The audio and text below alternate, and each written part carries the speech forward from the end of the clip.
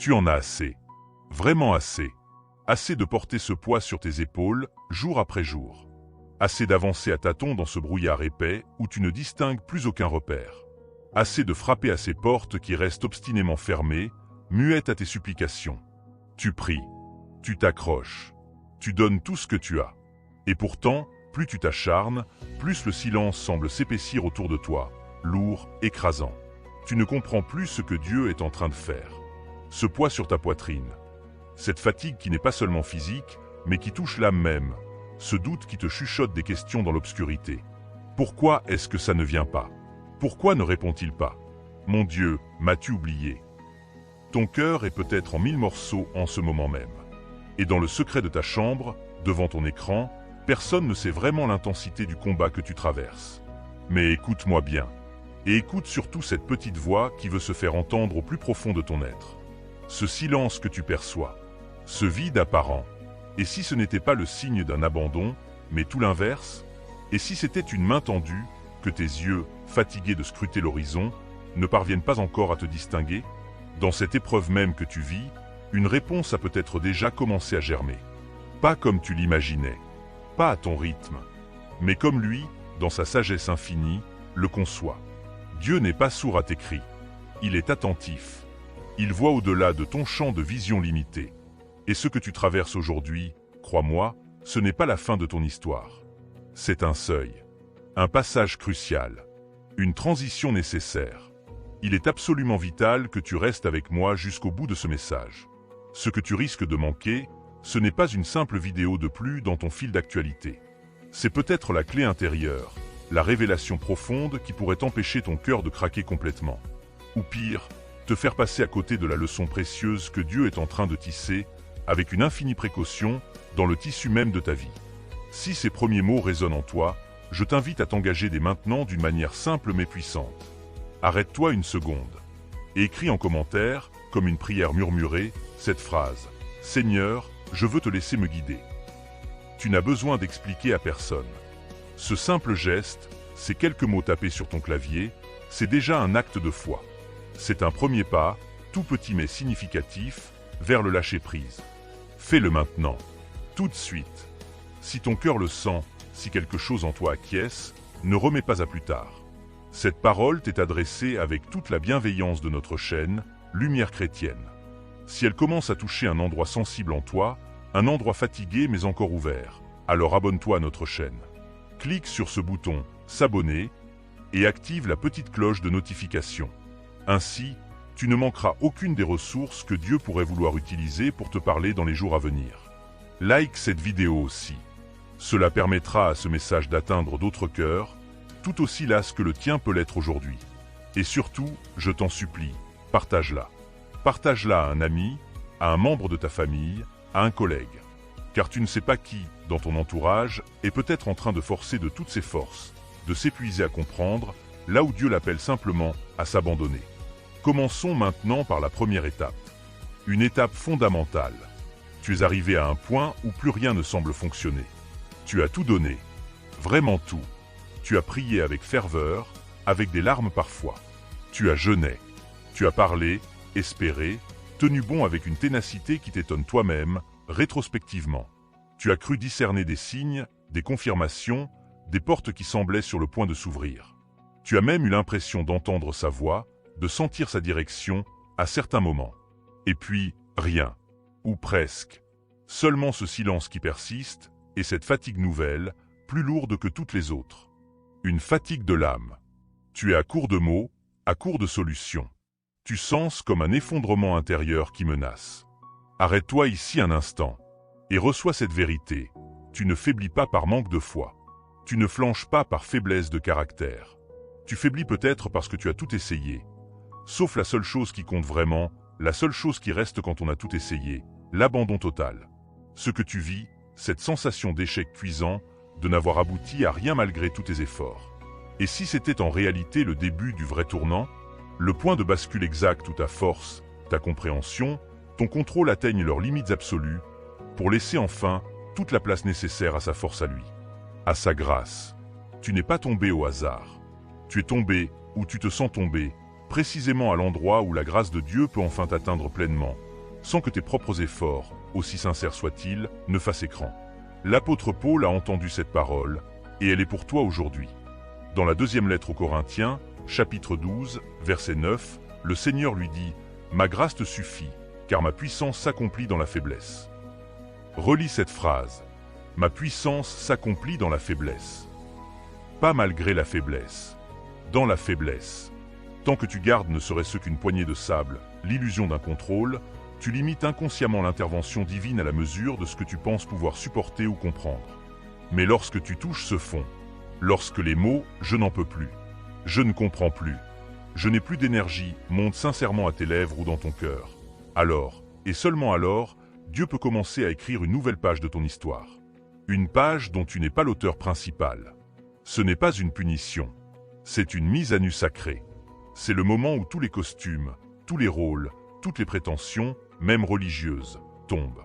Et il ne reste plus que toi, vulnérable, nu, et lui. Pense à Pierre. Après avoir renié Jésus 3 fois, il ne lui restait plus rien.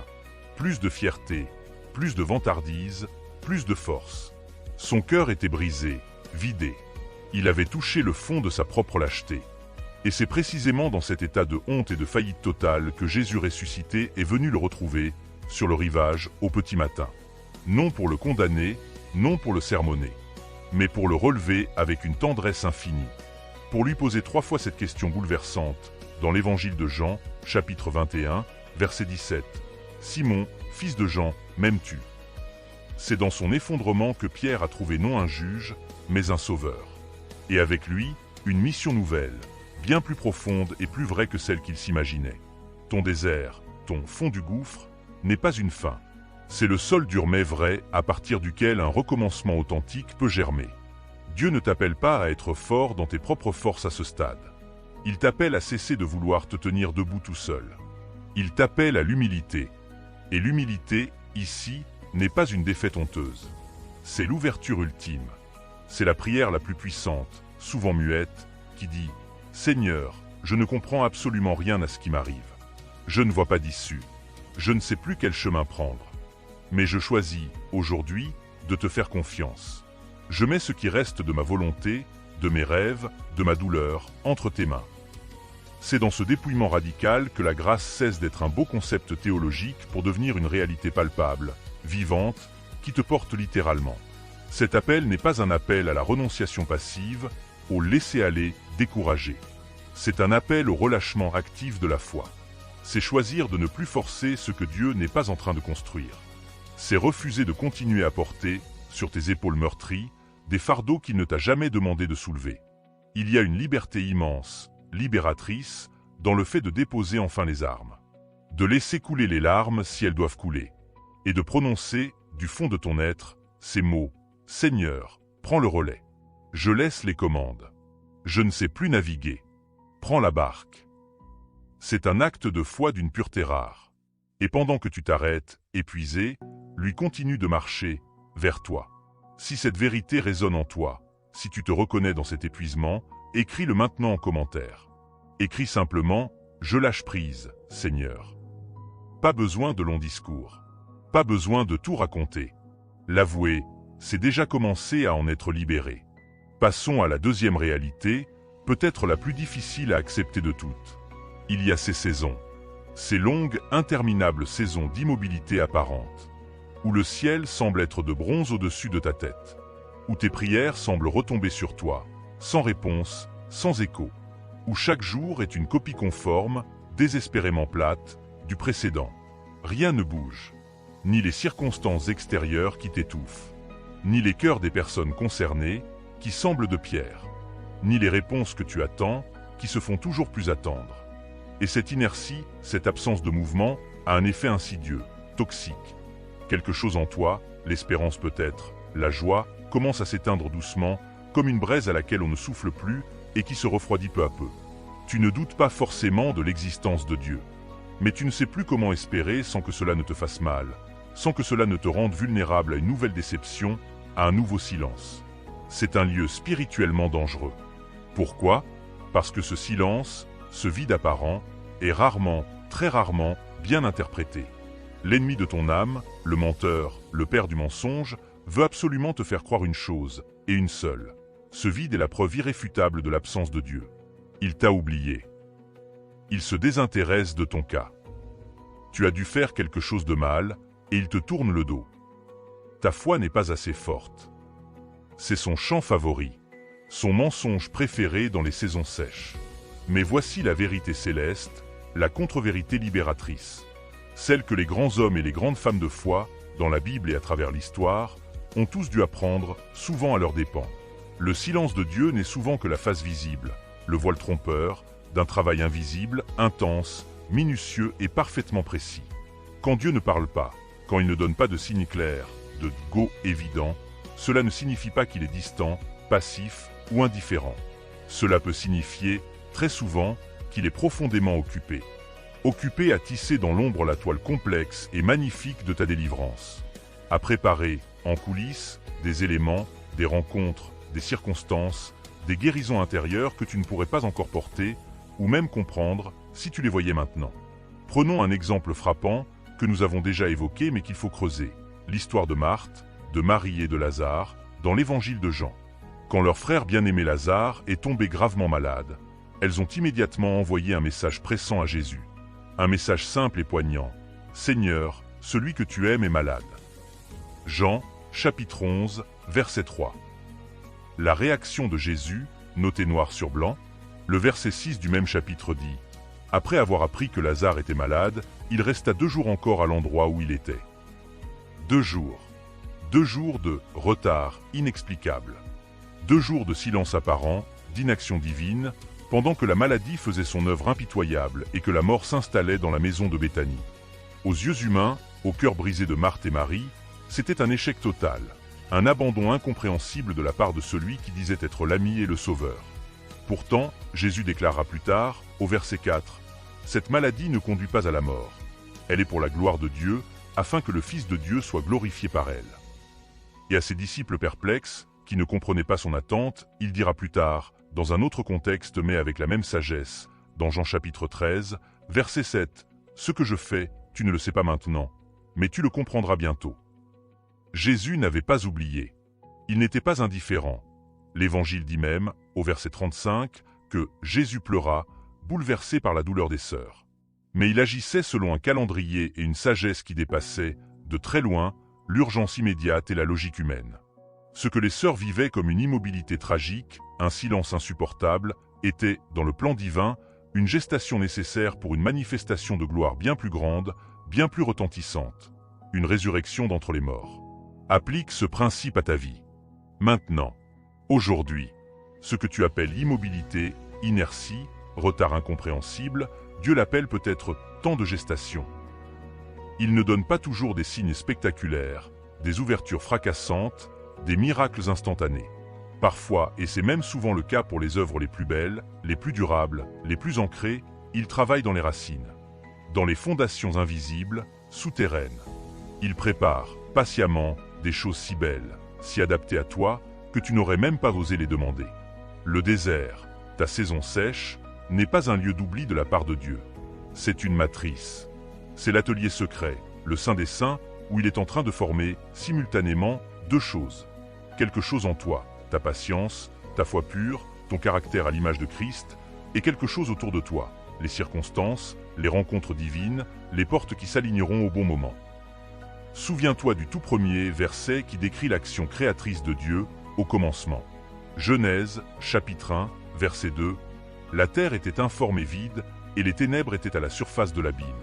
Et l'Esprit de Dieu planait au-dessus des eaux.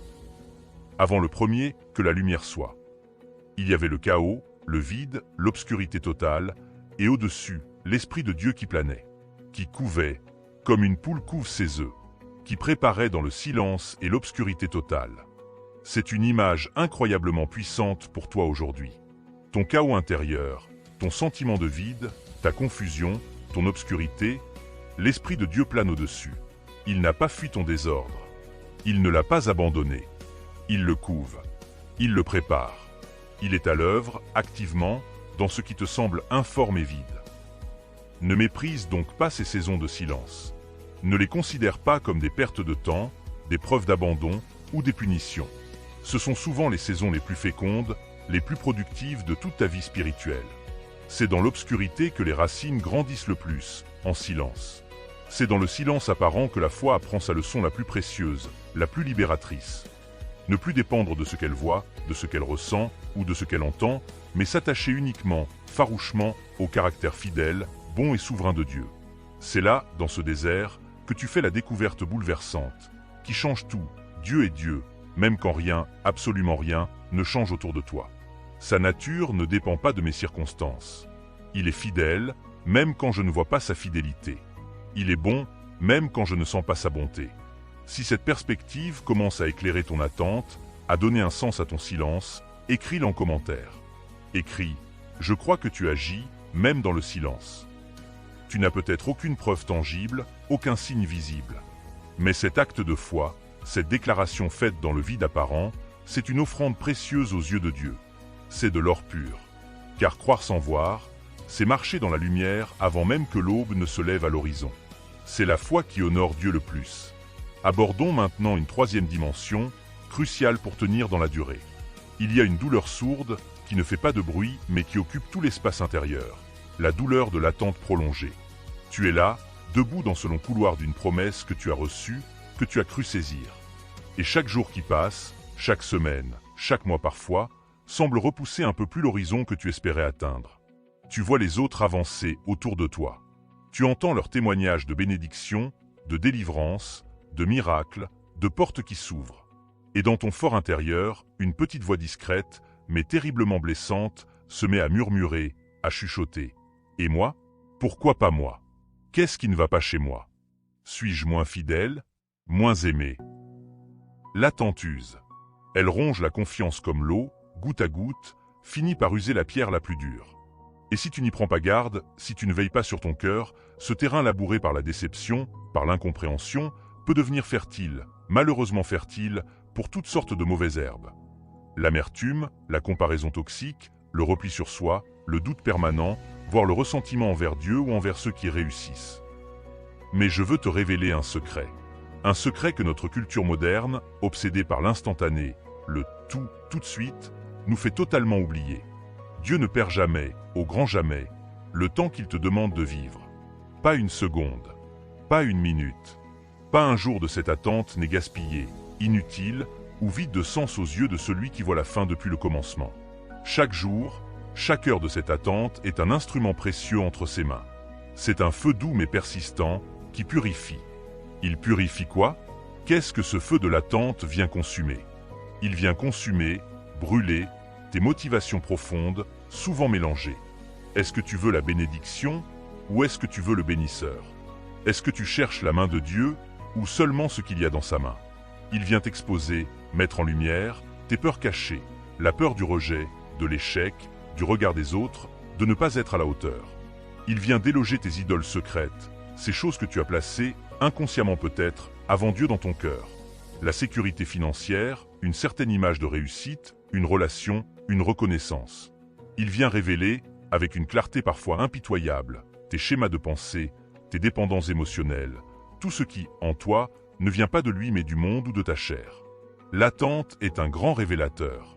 Elle révèle avec une franchise totale ce que les saisons de confort, d'abondance ou d'activité réussissaient à masquer, à camoufler.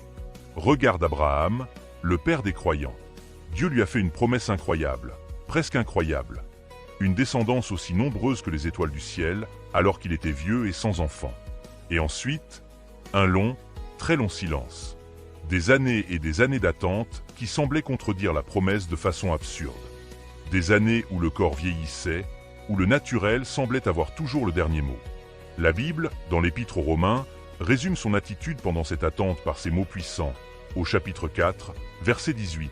Espérant contre toute espérance, il crut. Relis cela. Contre toute espérance. Quand tout, absolument tout, dans la réalité visible, criait le contraire de la promesse, il a choisi de croire. Il a choisi d'espérer. Mais voici le point crucial. Ce n'est pas la naissance miraculeuse d'Isaac, des années plus tard, qui a fait la foi d'Abraham. Non, c'est l'attente elle-même, ces longues années de silence et de stérilité apparente, qui ont forgé sa foi, qui l'ont épurée, affinée, rendue incandescente et inébranlable. L'attente n'a pas été l'obstacle à sa foi. Elle en a été le creuset.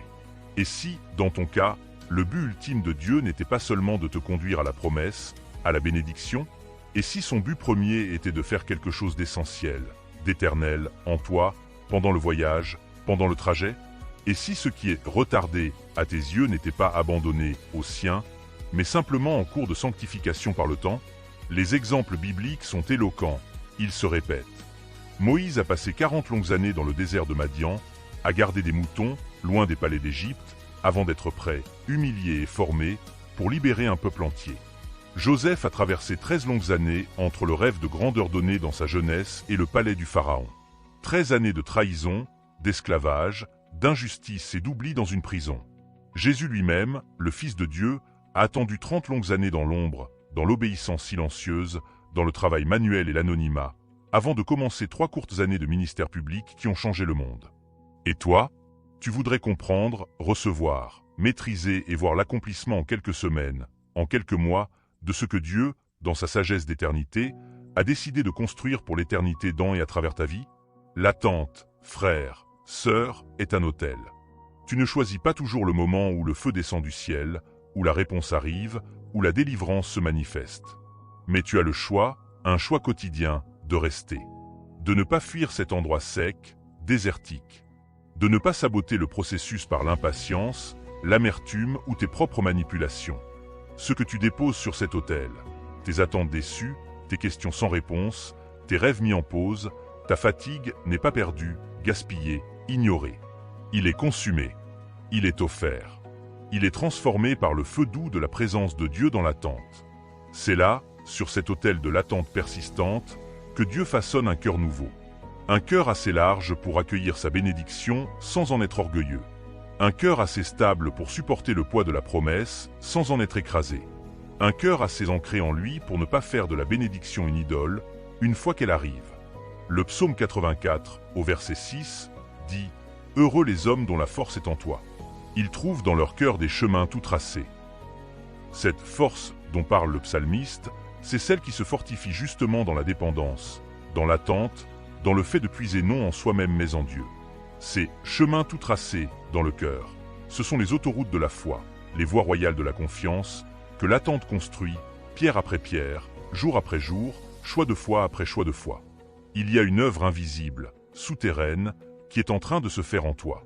Tu ne la vois pas, tu ne la sens peut-être pas, mais elle est réelle. Elle est puissante.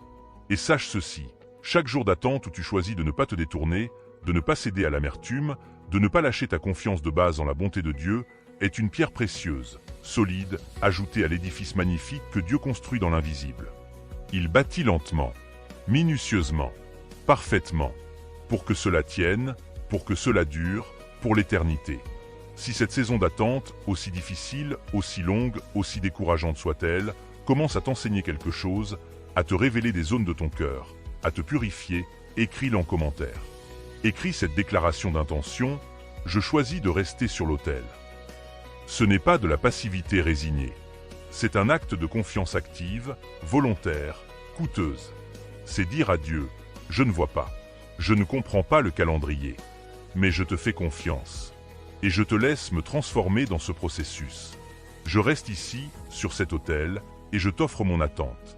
Tu veux que ça bouge, que ça se débloque, que ces nuages qui t'assombrissent se dissipent enfin. Tu veux comprendre, agir et voir des résultats concrets, tangibles. Et dans ton cœur, sans même t'en rendre compte, tu te mets à courir.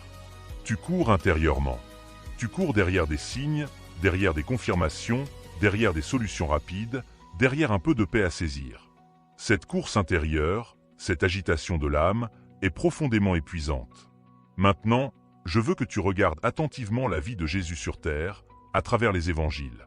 Il y a quelque chose de frappant, d'absolument révolutionnaire, qui saute aux yeux quand on lit sans préjugés. Jésus n'a jamais couru. Pas une seule fois.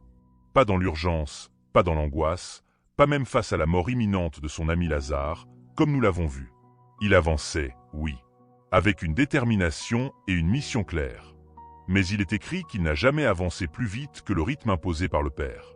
Même quand la foule le pressait, même quand ses disciples paniquaient, même quand la logique humaine criait à l'urgence absolue, Jésus restait calme, centré, parfaitement synchronisé avec le timing céleste, le kéro de Dieu. Il ne bougeait pas au son des cris des hommes, des pressions extérieures ou des attentes des autres. Il bougeait uniquement à la voix du ciel. C'est une leçon capitale, vitale, que ton cœur doit réapprendre, surtout dans une culture mondiale, et même chrétienne parfois, qui idolâtre la vitesse, l'efficacité immédiate et les résultats visibles. Le rythme du royaume de Dieu n'est pas le rythme de ce monde. Il est souvent fait de pauses intentionnelles, des silences stratégiques, de retrait dans la solitude pour prier, d'attentes qui, vues de l'extérieur, semblent être des reculs, des pertes de temps. Mais chaque mouvement dans la vie de Jésus était guidé. Chaque pause avait un but précis. Chaque attente était fertile. Jésus lui-même définissait son mode opératoire. Dans l'évangile de Jean, chapitre 8, verset 28, « Je ne fais rien de moi-même, mais je parle selon ce que le Père m'a enseigné. » Et au chapitre 5, verset 19, il précise « En vérité, je vous le dis, le Fils ne peut rien faire de lui-même, il ne fait que ce qu'il voit faire au Père. » Il n'avançait pas à l'instinct, à l'émotion du moment, ou sous le coup de la panique. Il avançait dans une écoute constante et parfaite. Et c'est précisément pour cela, parce qu'il était toujours dans le rythme du Père, que tout ce qu'il faisait portait un fruit parfait, durable, et accomplissait pleinement la volonté divine. Quand toi, tu forces, quand tu précipites les choses par l'anxiété, quand tu t'agites, même avec de bonnes intentions, pour faire avancer le plan de Dieu, à ta manière et à ton rythme, tu sors de ce rythme sacré. Tu décroches de cette synchronisation céleste. Et quand tu décroches, tu risques alors, sans même t'en apercevoir, de rater des rendez-vous divins préparés avec soin sur ton chemin, de prendre de l'avance sur des choses qui ne sont pas encore prêtes, les circonstances, les cœurs des autres ou ton propre cœur, de poser des fondations sur du sable mouvant, par précipitation et par la chair, plutôt que sur le roc solide de sa volonté révélée dans son temps. Un proverbe de sagesse, qui traverse les âges, le dit avec justesse. Il vaut mieux marcher lentement avec Dieu que courir vite tout seul vers l'échec ou l'épuisement. Revenons une dernière fois à l'exemple de Lazare. Les messagers arrivent, essoufflés, inquiets. « Seigneur, celui que tu aimes est malade. » La réaction humaine, logique, immédiate, aurait été courir, se précipiter pour le guérir avant qu'il ne soit trop tard. La réaction de Jésus, notée dans Jean chapitre 11, verset 6, est un défi à notre logique. Il resta 2 jours encore à l'endroit où il était. Tout en toi peut crier à l'injustice, à l'incompréhension. Pourquoi attendre? Pourquoi laisser faire la maladie? Pourquoi ne pas intervenir tout de suite? La réponse de Jésus, dès le verset 4, est un chef-d'œuvre de perspective céleste qui doit devenir ta perspective. Cette maladie ne conduit pas à la mort. Elle est pour la gloire de Dieu, afin que le Fils de Dieu soit glorifié par elle. La gloire de Dieu, sa manifestation parfaite et puissante, ne se précipite jamais. Elle ne se laisse pas presser par nos délais anxiogènes, par nos montres qui tournent. Elle se déploie avec une majesté souveraine, avec une précision d'horloger, quand tous les éléments du ciel et de la terre sont parfaitement alignés selon la sagesse infinie et l'amour parfait du Père. Alors, pose-toi cette question aujourd'hui, honnêtement, dans le silence de ton cœur. Et si, dans ta situation, Dieu ne te demandait pas d'accélérer, mais de ralentir? Et s'il t'invitait non pas à agir plus, à prier plus fort dans le sens de l'exigence, mais à écouter mieux? Et si le prochain mouvement, la bonne décision, n'était pas un grand bond en avant spectaculaire, mais un simple arrêt, un temps d'arrêt pour discerner sa voix dans le calme, loin du bruit de tes propres pensées? La paix qu'il te promet, la direction sûre, ne se trouve pas dans la vitesse de l'accomplissement, mais dans l'alignement parfait, jour après jour, avec son rythme à lui.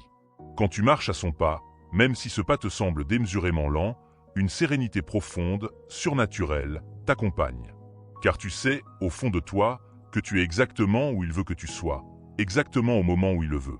Tu es en sécurité. Maintenant, abordons une autre réalité, un autre outil merveilleux que Dieu te donne. Tu te retrouves souvent à un carrefour, devant un choix important. 2 chemins se présentent, 2 possibilités. Et cette angoisse familière, cette peur de mal faire, monte en toi. Et si je me trompais? Et si je prenais la mauvaise décision? Alors, tu te mets en quête de signes. Tu interroges Dieu dans la prière, parfois avec anxiété. Tu consultes peut-être ton entourage, des livres, d'autres vidéos. Tu pèses le pour et le contre, tu analyses la situation sous tous les angles, tu fais des listes d'avantages et d'inconvénients. Mais arrive souvent ce paradoxe décourageant. Plus tu analyses, plus tu réfléchis, moins tu discernes clairement. Le bruit des arguments, des peurs, des conseils parfois contradictoires, finit par étouffer la petite voix tranquille de la direction divine. C'est qu'il y a un piège ici, un piège dans lequel nous tombons tous. Nous cherchons souvent la volonté de Dieu comme on chercherait la solution à une énigme, en analysant les faits, les circonstances favorables, en suivant une logique implacable. Mais la volonté de Dieu, sa direction pour ta vie, se reconnaît souvent à une empreinte bien plus profonde, plus fiable et plus sûre que tous les raisonnements du monde. Sa paix. La paix de Christ. Attention, je ne parle pas ici d'une simple émotion de bien-être, d'un sentiment léger et passager. Non, je parle de la paix de Christ. Une paix surnaturelle. Une paix qui, selon l'apôtre Paul dans l'Épître aux Philippiens, chapitre 4, verset 7, surpasse toute intelligence. Une paix qui dépasse de loin, toute compréhension humaine, toute logique. C'est une paix qui n'a pas besoin que les circonstances soient calmes pour exister. Elle résiste aux tempêtes. Elle peut te murmurer sans mots, dans ton esprit, « Reste ici, tu es à l'abri » ou « Avance sur ce chemin, je suis avec toi ». Même quand rien, absolument rien, dans la situation visible, ne semble justifier cette direction ou ce repos. L'apôtre Paul insiste sur ce point dans l'Épître aux Colossiens, chapitre 3, verset 15, que la paix de Christ, à laquelle vous avez été appelés pour former un seul corps, règne dans vos cœurs. Saisis la force du verbe « règne ». Cette paix n'est pas un invité discret, une option. Elle est souveraine. Elle doit gouverner, trôner dans ton cœur. Elle doit être l'arbitre ultime dans tes décisions. Et il ajoute, dans le verset des Philippiens que je citais à l'instant, que cette paix gardera tes cœurs et tes pensées en Jésus-Christ. Imagine cela, une garde, une sentinelle divine, placée à l'entrée de ton cœur et de ton esprit. Son rôle, t'empêcher de pénétrer dans des territoires, des décisions, des engagements, des chemins, où la paix de Christ, le sceau du Saint-Esprit, ne règne pas. C'est un principe spirituel d'une puissance et d'une simplicité fulgurante que beaucoup négligent. Si tu ne ressens pas cette paix profonde, christique, surnaturelle, à propos d'une décision, d'un choix, d'une direction, alors ne bougez pas, ne te précipite pas, ne signe pas, ne t'engage pas. Dieu ne t'a jamais demandé de foncer tête baissée dans le brouillard, dans la confusion ou l'agitation intérieure. Il te demande de demeurer, de rester, là où sa paix repose. Même si cela semble retarder ton projet, tes plans. Même si tu dois dire non à une opportunité qui semble pourtant alléchante à tes yeux ou aux yeux du monde. Même si tu restes, pour un temps, sans toutes les réponses que ton intellect désire. Car il est infiniment préférable, plus sage, plus sûr, d'attendre dans la paix de Dieu que de s'élancer avec agitation, même mu par les meilleures intentions du monde. Pense à Gédéon, dans le livre des Juges. Terrifié et incertain face à sa mission démesurée, il demandait signe sur signe à Dieu pour être sûr qu'il était vraiment avec lui. Et quand la confirmation est venue, de manière miraculeuse, Gédéon n'a pas seulement reçu une mission. Il a reçu une révélation profonde du caractère même de Dieu. Il bâtit un autel et l'appela Jéhovah Shalom, ce qui signifie l'Éternel et paix, Juges, chapitre 6, verset 24.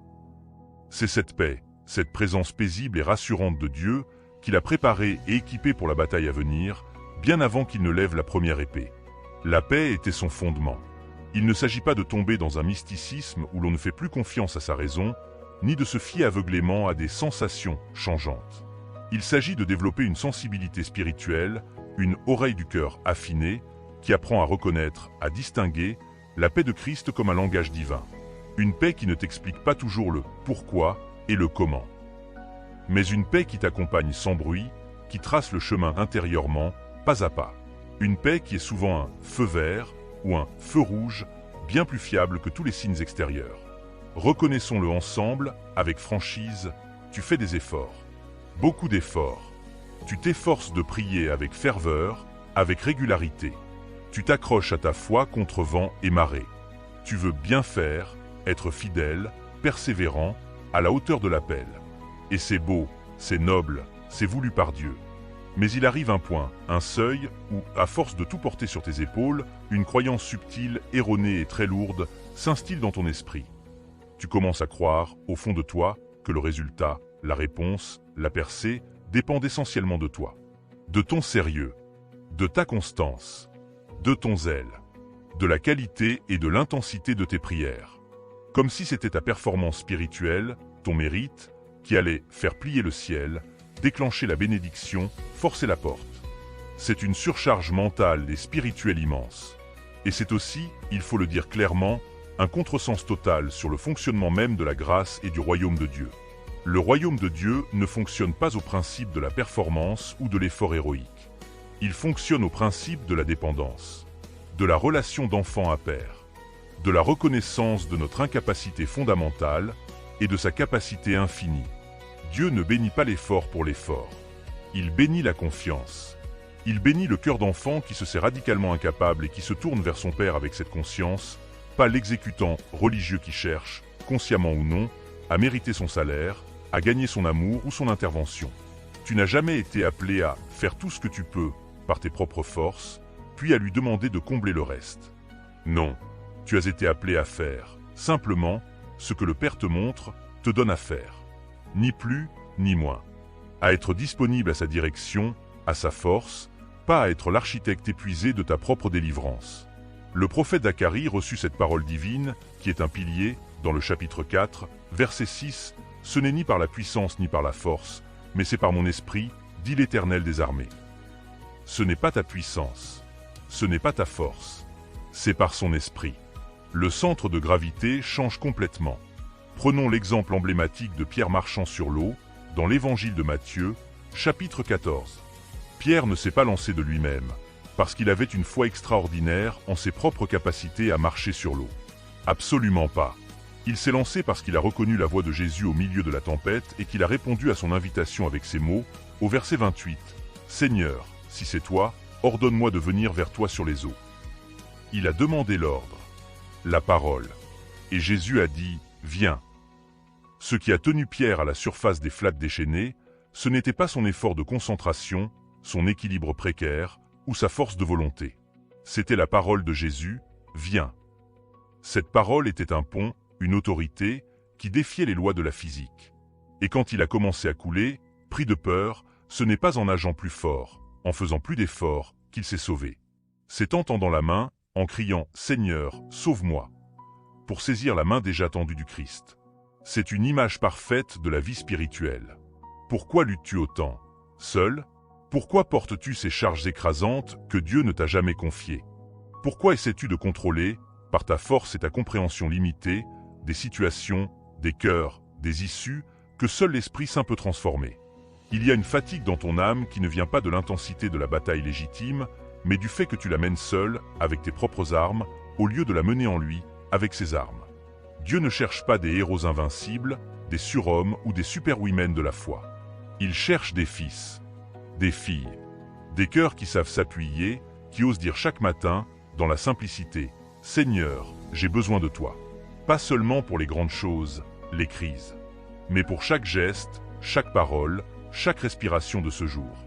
Je dépends totalement de toi. Je suis un enfant dans tes bras. Ton efficacité, ta performance, ta force de caractère ne font pas la différence ultime.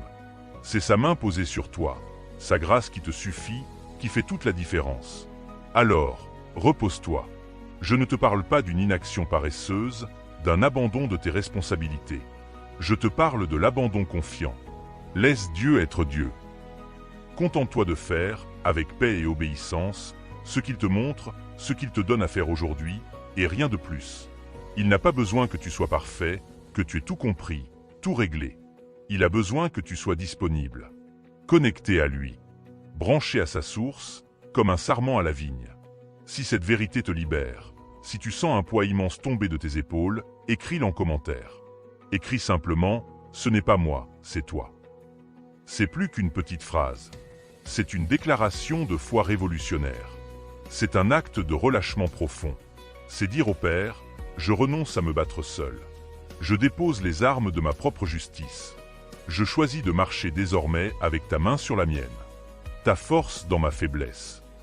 Ton impatience, ta frustration grandissent parfois, inévitablement, devant une porte qui refuse de s'ouvrir. Une porte de relations, d'opportunités professionnelles, de ministère, de guérison. Tu frappes, tu insistes, tu pries avec ferveur pour qu'elle cède. Tu te demandes, perplexe et un peu amer, pourquoi Dieu n'intervient-il pas? Si c'est lui qui me conduit, pourquoi cette porte reste-t-elle fermée? Mais voici une perspective qui peut tout changer, qui peut transformer ta frustration en gratitude, ton incompréhension en confiance. Et si cette porte fermée n'était pas un obstacle sur ton chemin, mais une protection pour ton chemin? Et si Dieu ne la retenait pas par caprice, par indifférence, ou pour te tester durement, mais par un amour profond, prévoyant et protecteur? Parce que la vérité, cruelle parfois à accepter mais libératrice, c'est que passer par une porte trop tôt, avant que tu ne sois prêt spirituellement, émotionnellement, ou avant que la situation ne soit mûre, peut être catastrophique.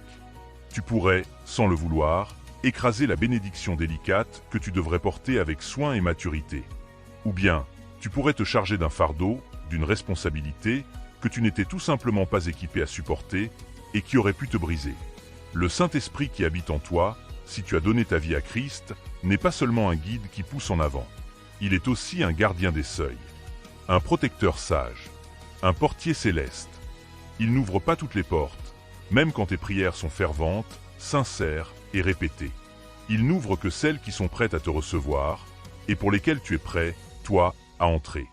Prêt au sens plein du terme, avec le caractère, la maturité, la dépendance nécessaire pour y vivre et en sortir sans dommage. Attendre devant une porte close, même une porte qui semble bonne, n'est donc pas forcément un échec de la foi, une preuve de ton manque de foi. C'est peut-être, très souvent, une grâce déguisée. Une faveur qui ne dit pas son nom. Si elle ne s'ouvre pas maintenant, c'est peut-être qu'elle protège quelque chose de précieux en toi.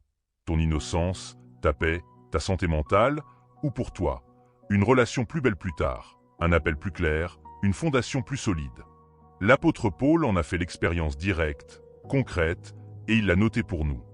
Dans le livre des Actes des Apôtres, chapitre 16, versets 6 et 7, nous lisons « Ayant été empêchés par le Saint-Esprit d'annoncer la parole en Asie, ils traversèrent la Phrygie et la région de la Galatie.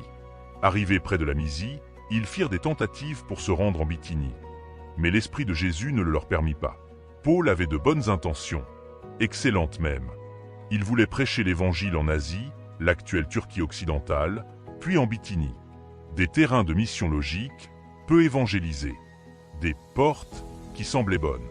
Pourtant, c'est écrit noir sur blanc, l'Esprit de Jésus ne le leur permit pas, l'Esprit Saint a dit non.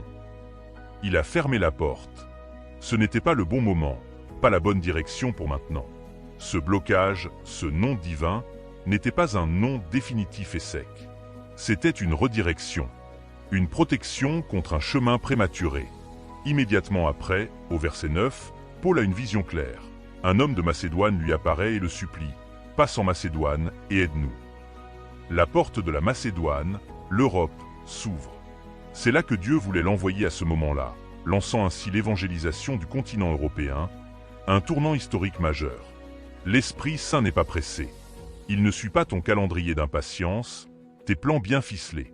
Il suit le calendrier parfait, infaillible, du royaume, où chaque élément de ton cœur, les cœurs des autres, les circonstances géopolitiques, les saisons spirituelles, doit s'aligner parfaitement pour que la gloire de Dieu soit maximale et ta protection assurée. Il n'ouvre jamais une porte simplement parce que tu la désires ardemment, parce qu'elle te semble logique, ou parce que tout le monde y passe. Il l'ouvre quand elle devient un passage de gloire pour lui et de croissance pour toi, et non un détour d'orgueil, de précipitation charnelle ou d'accomplissement de ta propre volonté. Ce que tu appelles parfois un blocage, une porte fermée à double tour, est peut-être en réalité une main invisible qui te protège d'une relation toxique qui t'aurait dévoré, d'un investissement risqué qui t'aurait ruiné, d'un ministère prématuré qui t'aurait grillé, ou d'une réussite mondiale qui t'aurait éloigné de lui pour toujours. C'est peut-être aussi un ralentissement intentionnel qui te donne le temps précieux, de guérir de vieilles blessures, de grandir dans la connaissance de son amour, de laisser mourir en toi des attachements malsains, des rêves égoïstes. Le livre de l'Apocalypse donne ce titre magnifique à Jésus, dans le chapitre 3, verset 7. « Voici ce que dit le Saint, le véritable, celui qui a la clé de David, celui qui ouvre, et personne ne fermera, celui qui ferme, et personne n'ouvrira. » Il a les clés, toutes les clés de toutes les portes de ta vie. Ton rôle, ton appel, n'est pas de les lui arracher des mains, ni de forcer les serrures toi-même. Ton rôle est d'apprendre à aimer, à faire confiance, et à te réjouir du rythme de celui qui les tient. Apprends à le laisser te préparer, t'ajuster, t'enseigner, te guérir, pendant que tu attends, dans la paix, devant la porte. Car, souviens-t'en toujours, frère, sœur, il n'ouvre pas les portes pour satisfaire ton impatience ou ton agenda. Il les ouvre pour révéler ton appel véritable, dans sa plénitude et sa parfaite saison, pour sa gloire et ton bien éternel. Tu es peut-être bloqué à un autre endroit, un piège plus subtil, le besoin de tout comprendre, tout savoir, avant de faire le premier pas. Tu veux que Dieu t'explique le plan entier, te montre la destination finale sur une carte, te dévoile toutes les étapes intermédiaires, te garantisse le résultat, et alors, seulement alors, tu feras le premier pas. Montre-moi pourquoi, comment, avec qui, jusqu'où, Seigneur. Donne-moi des garanties, des confirmations claires. Et alors je bougerai. C'est humain. C'est rassurant de vouloir des garanties. Mais Dieu, très souvent, dans sa pédagogie, ne fonctionne pas ainsi. Il ne donne pas la carte détaillée du voyage avant le départ. Il donne une direction, un ordre simple. Parfois, juste le prochain pas à faire. Un seul pas. Dans l'économie du royaume, la révélation complète, la lumière sur l'ensemble du chemin, vient souvent dans le mouvement même de l'obéissance, et non avant, dans le confort de la réflexion. La lumière ne se projette pas toujours loin devant toi, éclairant tout le parcours. Très souvent, elle s'allume juste sous ton pied, au moment même où tu poses ce pied, où tu fais ce pas d'obéissance. L'histoire de Philippe, dans le livre des Actes, chapitre 8, versets 26 à 40, le démontre avec un éclat extraordinaire. Philippe était en plein succès, humainement parlant. Il prêchait avec puissance en Samarie, voyait un réveil, des miracles, des conversions en masse. Un ministère florissant, utile. Soudain, au verset 26, un ange du Seigneur s'adressa à Philippe et lui dit « Lève-toi et va vers le midi, sur le chemin qui descend de Jérusalem à Gaza. Il est désert. » Analyse ces instructions. Elles sont minimalistes, presque décevantes. Lève-toi, va vers le sud, sur une route déserte. C'est tout. Pas d'explication, pas de promesse de foule à évangéliser au bout, pas de vision glorieuse d'un grand réveil, pas même un but clair. Juste une direction, le midi, et un lieu, un chemin désert. Mais voici la réponse de Philippe, au verset 27, il se leva et partit. 4 mots. Une obéissance immédiate, simple, sans poser de conditions. Il obéit à la direction donnée, sans comprendre le but, sans voir l'utilité. Et c'est sur cette route apparemment inutile, déserte, qu'il rencontre le char de l'eunuque éthiopien, un haut fonctionnaire. Il l'entend lire le prophète Ésaïe. Il monte dans le char. Il lui annonce Jésus à partir de ce texte. Il le baptise dans un point d'eau au bord de la route, et l'eunuque repart tout joyeux.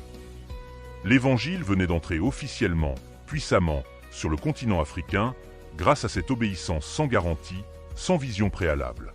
L'obéissance, ici, n'est pas une soumission aveugle et passive, comme un robot. C'est une confiance lumineuse et active. C'est dire, du fond du cœur, « Seigneur, je n'ai pas besoin de voir la fin du chemin. Je n'ai pas besoin de comprendre tous les tenants et aboutissants, le plan en 5 points. Il me suffit de savoir, de discerner, que c'est toi qui me le demandes. Je te fais confiance, donc j'avance. Je fais ce pas, même s'il est dans le brouillard. » Souvent, c'est cette obéissance même, ce premier pas fait dans la foi, qui déclenche la révélation suivante, qui ouvre la porte d'après. Dieu parle davantage, et plus clairement, à ceux qui marchent dans la foi qu'à ceux qui restent immobiles à négocier, à exiger des preuves, à vouloir tout contrôler par l'intellect. Si tu attends éternellement des confirmations supplémentaires, des signes plus clairs, si tu restes paralysé par le « et si je me trompais », tu risques de retarder indéfiniment, parfois de manquer, ce que Dieu veut accomplir à travers toi et en toi dans cette saison.